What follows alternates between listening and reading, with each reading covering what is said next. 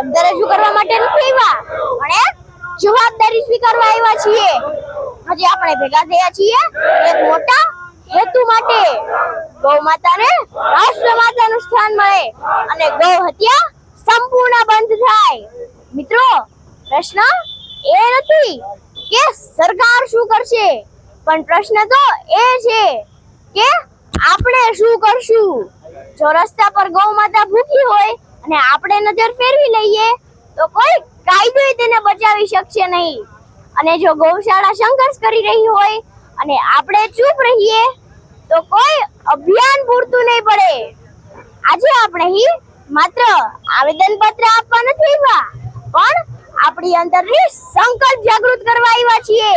તો ચાલો આપણે સૌ મળીને એ સંકલ્પને જાગૃત કરીએ કે દરરોજ નહીં તો ક્યારેક ગૌ સેવા તો જરૂર કરશું, અને જ્યાં જ્યાં જરૂર હોય ત્યાં સહયોગ આપશું, અને જ્યાં અન્યાય દેખાશે ત્યાં મૌન નહીં રહીએ.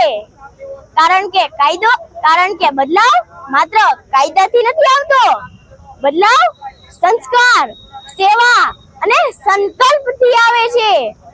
અંતમાં હું એટલું જ કહું છું, જ્યાં ગૌ માતાની રક્ષા થાય છે ત્યાં સમાજની આત્મા હંમેશા સુરક્ષિત રહે છે. તો ચાલો આપણે સૌ મળીને એ આત્માને જીવંત રાખવાનો સંકલ્પ કરીએ. જય ગૌ માતા, જય શ્રી રામ. જય ગૌ માતા, જય ગોપાલ. આજે ગૌ સન્માન આહવાન અભિયાનના માધ્યમથી સમગ્ર ગુજરાત રાજ્યમાં મામલતદાર કચેરીને આવેદનપત્ર, પ્રાર્થનાપત્ર આપવામાં આવી રહ્યું છે. રાજકોટમાં ફક્ત રાજકોટમાં 60,000 જેટલી સહી કરીને હસ્તાક્ષર દ્વારા આ આવેદનપત્ર આપવામાં આવશે. સમગ્ર દેશમાં અભિયાન ચાલી રહ્યું છે. સંતો દ્વારા, કોઈ પણ સંસ્થા દ્વારા કે નામ નહીં, પરંતુ એક ગૌ માતાને અને નંદી મહારાજને ધ્યાનમાં રાખીને આ અભિયાન આજે એક ચેતના જગાવવા માટે, ગૌ ચેતના જગાવવા માટેનું અભિયાન છે.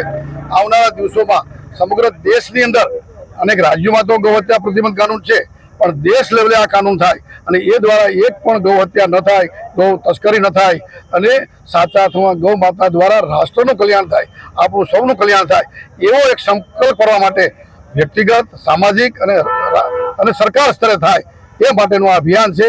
એમાં આજે રાજકોટમાં સંતો, મહંતો અને ગૌપ્રેમીઓ દ્વારા એક આવેદનપત્ર આપવામાં, પ્રાર્થનાપત્ર આપવામાં આવી રહ્યું છે. આ આંદોલન એકદમ અહિંસક છે, શાંત છે, સકારાત્મક છે અને સમાજ અને જનજાગરણ માટેનું છે. ગૌ ચેતના જગાવવાનું છે અને સાથે મળીને સૌના પ્રયાસથી, સૌના સાથથી આપણે ગૌ માતાને રાષ્ટ્ર માતાનો દરજ્જો આપી શકીએ. ગૌ માતા દ્વારા આપણું સૌનું કલ્યાણ થાય એ ભાવના અને એ સંકલ્પ કરવા માટેનો આજનો દિવસ છે. એ દ્રષ્ટિએ આજનું આ અભિયાન છે.